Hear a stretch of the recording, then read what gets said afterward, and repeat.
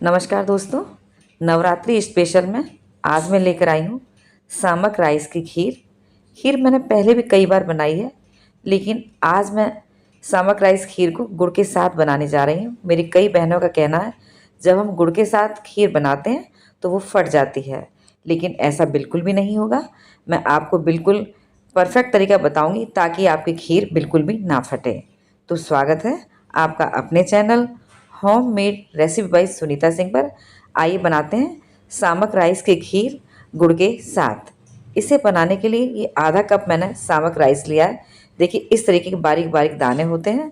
ये वज़न में लगभग 100 ग्राम है। इसे 2-3 बार पानी से धो लिया है और 2 घंटे के लिए भिगो कर रख दिया है।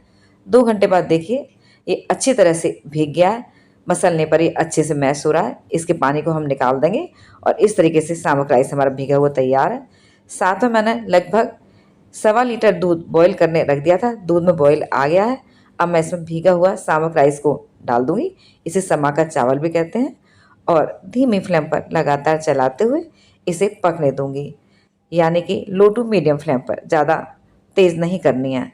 साथ में एक पैन रखूँगी, उसमें आधा चम्मच घी डाल दूँगी और कुछ बादाम काजू लिए हैं, इन्हें मैं हल्का सा फ्राई कर लूँगी। ऐसा करने से इसका टेस्ट बढ़ जाता है, खीर का स्वाद बढ़ जाता है। थोड़ी देर बाद मैं साथ में एक छोटी कटोरी मखाने में डाल दूँगी। आप इन्हें अलग भी रोस्ट कर सकते हैं, मैं साथ में भून रही हूँ। देखिए बादाम काजू रोस्ट हो गए, इनको जलाना नहीं है, इन्हें हम अलग निकाल लेते हैं।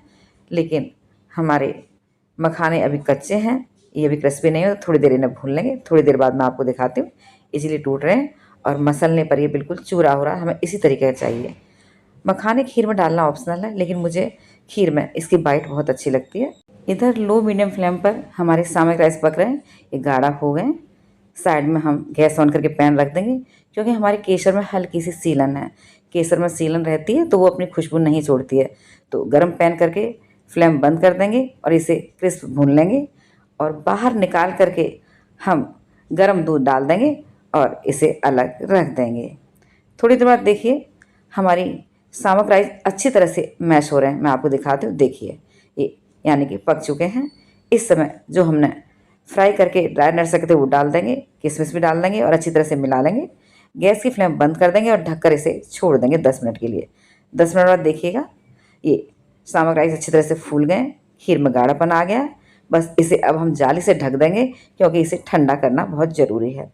साइड में गैस ऑन करके पैन रख देंगे और जितने हमने सामक राइस लिए थे उसी कप से नाप कर आधा कप हमने गुड़ को ग्रेट करके ले लिया है और 1 चम्मच इसमें हमने पानी डाल दिया है और धीमी फ्लेम पर लगातार चलाते हुए इसे घोल लेंगे। घुलने के बाद गुड़ को उबाल आना बहुत ज़रूरी है, ताकि इसका कच्चापन ख़त्म हो जाए, खीर में स्वाद भी आएगा, गुड़ थोड़ा गाढ़ा भी हो जाएगा। तो झाग आ गए, पक गए, गैस की फ्लेम बंद कर देंगे। और इधर खीर में भी ठंडी हो गई है, इसमें हम केसर डाल देंगे और 3 से 4 छोटी इलायची के दाने को क्रश करके डाल देंगे और अच्छी तरह से इसे मिला लेंगे। खीर हमारी परफेक्ट तैयार है और हल्की गर्म है, यानी कि ठंडी हो चुकी है। इधर जो हमने गुड़ का सिरप तैयार किया था ये भी एकदम ठंडा है। इसी समय बस हम छलनी से छान करके इस गुड़ के सिरप को सामक राइस की खीर में डाल देंगे और देखिए जो इम्प्योरिटी है वो छलनी में रह गई है। अब इसे अच्छी तरह से मिला लेंगे। तो लीजिए हमारी नवरात्रि स्पेशल व्रत में खाई जाने वाली सामक राइस की खीर गुड़ के साथ तैयार है। इसे सर्विंग बाउल में निकाल लेंगे और कटी हुई पिस्ता बादाम से इसे गार्निश करेंगे।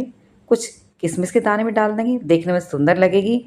और ये केसर के धागे हैं, इन्हें भी हम स्प्रिंकल कर देंगे। तो लीजिए हमारी सामक राइस खीर गुड़ के साथ तैयार है। तो दोस्तों मेरी बताई गई रेसिपी के अनुसार आप भी गुड़ को इसी तरह से इस्तेमाल करके डालिएगा, लेकिन ध्यान रहे जब हम गुड़ इस्तेमाल करते हैं तो खीर की कंसिस्टेंसी थोड़ी गाढ़ी रखनी होती है, क्योंकि गुड़ थोड़ा लिक्विड फॉर्म में होता है। उसे डालने के बाद खीर हल्की सी पतली हो जाती है। तो इन बातों का ध्यान रखिएगा और आप बनाइएगा और मुझे बताइएगा ज़रूर आपको मेरी रेसिपी कैसी लगी। यदि आपको मेरी रेसिपीज अच्छी लगती हैं तो प्लीज़ लाइक, कमेंट, शेयर और सब्सक्राइब कीजिएगा। बेल आइकन भी प्रेस कर दीजिएगा, ताकि मेरी आने वाली सभी नई रेसिपीज़ की नोटिफिकेशन सबसे पहले आप तक पहुँचें। Thanks for watching. मिलती हूँ नेक्स्ट वीडियो में, तब तक के लिए बाय बाय।